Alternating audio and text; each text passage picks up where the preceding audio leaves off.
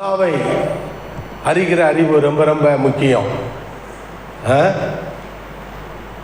அந்த பிதாவை எப்படிப்பட்டவர் அதை அப்படியே வெளிப்படுத்தி காண்பித்தவர் தான் ரட்சகர் இயேசு.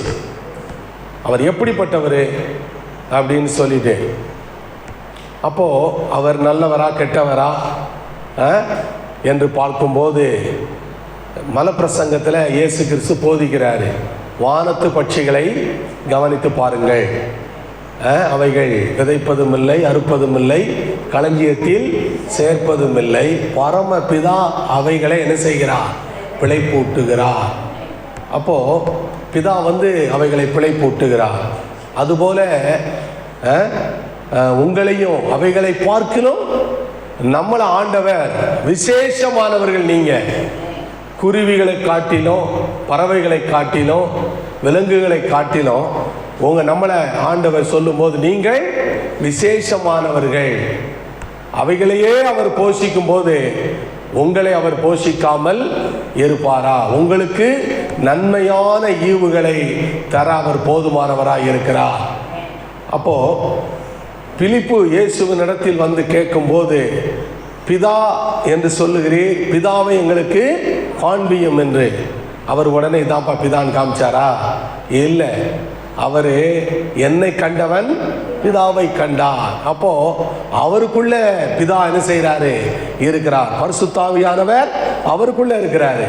அதுபோலதான் உங்களுக்குள்ள தேவன் இருக்கிறார், உங்களுக்குள்ள கிறிஸ்து இருக்கிறார், உங்களுக்குள்ள பரிசுத்த ஆவியானவர் உங்களுக்குள்ள இருக்கிறார். அப்போ அவர் என்ன செய்தாரோ அதை நாம் செய்யும் போது தேவனுக்குள்ளே நம்ம பிதாவை நாம் என்ன செய்ய முடியும்? அறிந்து கொள்ள முடியும். அறிவு ரொம்ப ரொம்ப முக்கியம். அறிவு அது ரொம்ப ரொம்ப முக்கியம். அவரை அறிகிற அறிவே நித்திய ஜீவன் என்று சொல்லப்படுகிறது. அவரை அறிகிற அறிவு அநேக பிரச்சனைகளுக்கு பதில் உங்களுக்கு உண்டாக வேண்டுமானால் தேவனை, ஆண்டவரை, இயேசுவை அறிகிற அறிவே என்னது? நித்திய ஜீவன் என்று சொல்லுகிறது.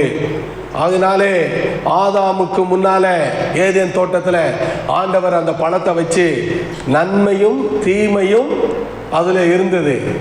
ஆனா தீமையை அவர்கள் ஏன் பாவம் செய்து தேவனுடைய வார்த்தையை மீறி அந்த பழத்தை சாப்பிடும் போது அவர்கள் தீமையை அறிகிற அறிவு என்ன செஞ்சிருச்சு? வந்து விட்டது. அப்போ தீமை வரும்போது தீமையத்தான் இந்த ஆத்துமா அதிகமா ஈர்க்கப்படுகிறது. இந்த ஆத்துமாவுடைய, ஏன்னா ஆவியில பாவம் உள்ள வந்து விட்டது. ஆத்துமா மண்ணோடு மண்ணான எண்ணங்களுக்கு நேரம் ஆத்துமா இழுக்கப்படுகிறது. தீமைக்கு நேரம் இந்த ஆத்துமா என்ன செய்து இழுக்கப்படுகிறது. அப்ப அந்த தீமையை மேற்கொள்வதற்காகத்தான் ஆண்டவர் நம்முடைய ஆவியை மறுபடியும் என்ன செய்யறாரு? பிறப்பிக்கிறார். உங்கள் ஆவியை என்ன செய்யறாரு? புதுப்பிக்கிறார். ஆவியை புதுப்பிக்கப்பட்டாச்சுன்னா இந்த ஆத்துமா ஆவிக்குள்ளாகிறது.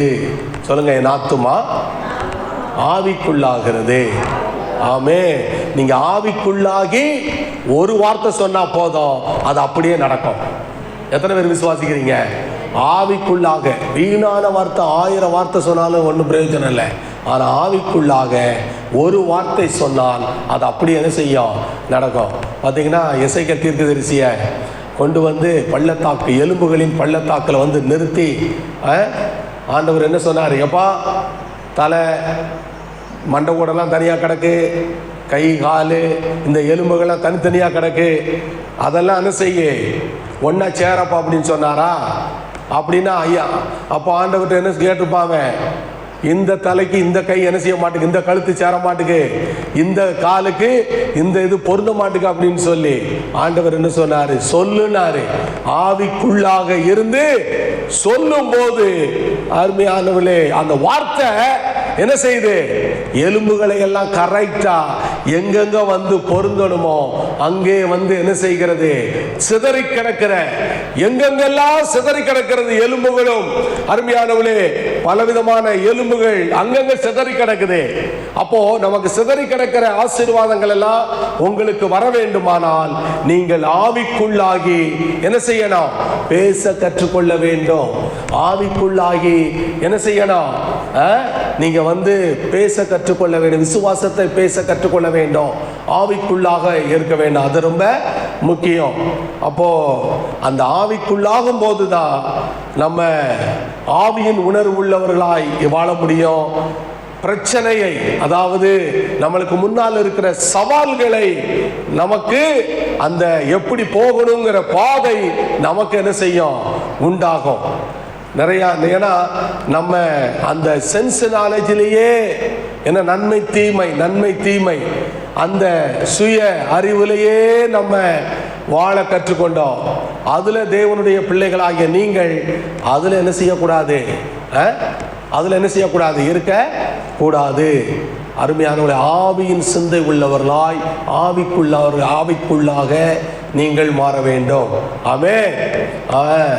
அதுல பாத்தீங்கன்னா ஆவிக்குள்ளாக இருந்தவங்க தான், ஆவிக்குள்ளாக வார்த்தைகளை பேசினவன் தான் இவங்க. யோசுவாவும் காலேப்பும் அவங்க பேசினாங்க. இந்த 10 பேரு என்ன சொல்லும் போது 10 பேரு இவன் கண்டதைத்தான் பார்த்தான். கண்ட இந்த அவங்க பெரிய ராட்சசங்களாக இருக்காங்க.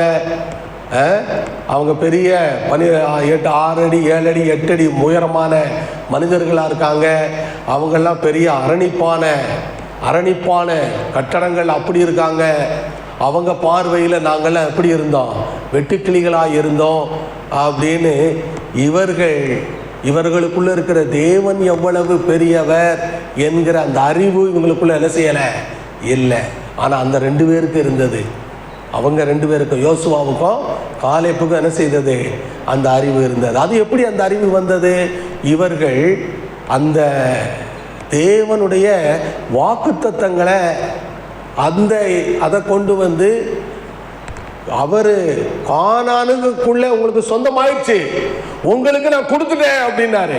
கானான உங்களுக்கு என்ன செஞ்சுட்டேன்?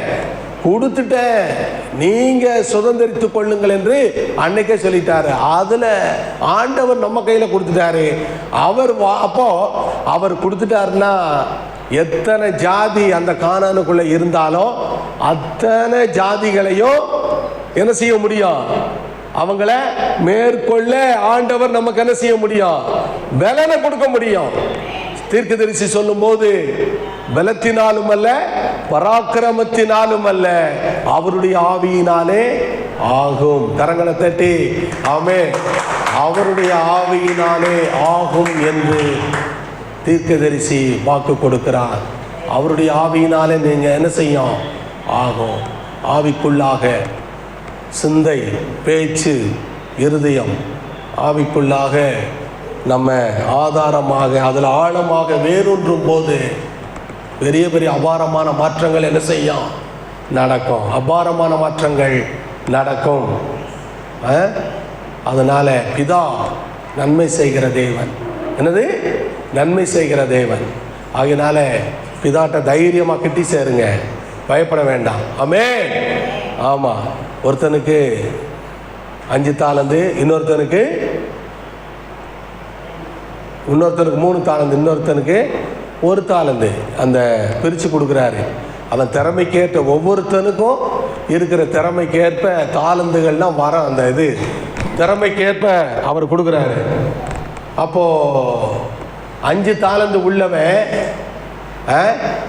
5 10 ஆக்கிட்டான். 3 தாளந்த வாங்கினவன் அவன் எத்தனை ஆக்கிட்டான்? 6 ஆக்கிட்டான். ஆனால் அந்த 1 தாளந்து வாங்கினவன் என்ன செஞ்சான் தெரியுமா? அவன் பயந்து அதை புதைச்சி வச்சுட்டான். அதுக்கு என்ன சொல்கிறான் அவன்? காரணம் என்ன சொல்கிறான்? ஆண்டவரே, நீ கடினமான உள்ளம், இருதயம் கடினம். அநேகர் இன்னைக்கு திருச்சபைகளில் ஆண்டவரை கடினமாக சொல்லி கொடுக்குறாங்க. நீ எல்லாம் பரலோகத்துக்கு போவியா அப்படின்னு. ஹலோ, கடினமாகி, அதனால அவர்கள் வாழ்க்கையில் விருத்தி அடையாமல் அப்படியே தான் இருப்பாங்க. தேவன் தாராளமானவன். அவன் அந்த அறிவு உள்ளவனாக இருந்தான். 5 தாலந்து வாங்கினானே, என் தகப்பன் அவர், என் தகப்பன் எனக்கு கொடுக்காம யாருக்கு கொடுப்பாரு அப்படிங்கிற அந்த அவரை கடினப்படுத்தாமல், உள்ளத்தை கடினப்படுத்தாமல், இவன் அவரை மென்மையாய் விடுதலையாய், இன்னும் சொல்லப்போன விசாலம் உள்ள தேவனாக அவன் அறிந்து கொண்டதுனால 5 தாலந்து 10 ஆக்கினா, 3 6 ஆக்கினா. ஆனால் 1 தாலந்து உள்ளவனோ என்ன செஞ்சான்? பயந்து அவர் கடினமானவர் என்று அந்த தாளந்து என்ன செஞ்சுட்டான்? புதைச்சி வச்சுட்டான். சொல்லுங்க, என் தேவன் அளவில்லாதவர், எல்கையற்றவர், ஏராளமானவர், தாராளமானவர்.